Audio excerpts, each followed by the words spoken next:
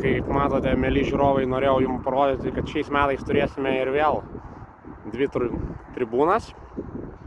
Tai kaip matote, kairėje pusėje turime pagrindinės, o dešinėje pusėje turėsime dar vienas tribūnas, kurios tikrai šiemet ne ką mažesnės negu pagrindinės.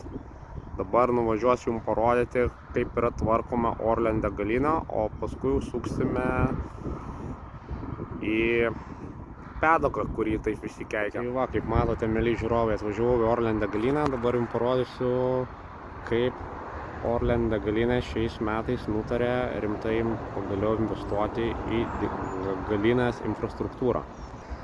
Tai va, kaip matote, mėly žiūrovai, čia stovi tikrai rimta asfaltavimo technika. Darbininkai dirba, remontuoja.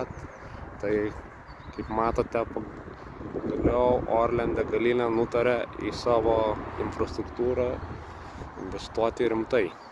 Matote, va, šita visa danga bus sutvarkyta, tai dėl to mes tikrai galime pasidžiaugti.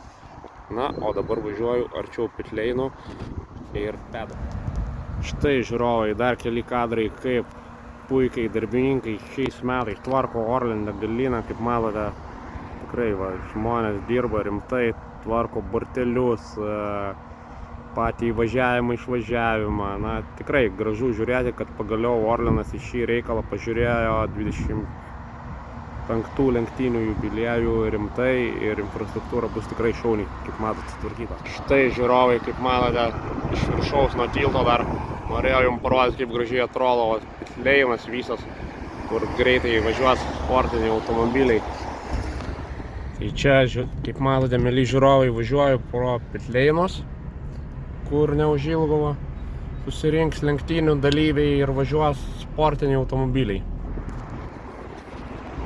Na, o ten toliau, kaip matote, gerbėmieji žiūrovai, yra mūsų skaudulys. Tie vadinamoji pedok zona, kur Darius Jonušas jau daug kalbėjo apie tai, kokia yra jos būklė, kad viskas yra ant skaldos, nors turėtų būti realiai daugumai Europos šalių asfaltas, ne, bet ką turime, tą turime, džiaukimės tuo. Tai va, kaip matome, atlikinėjami paskutinieji infrastruktūriniai darbai ir pitleinas bus paruoštas lenktynėm.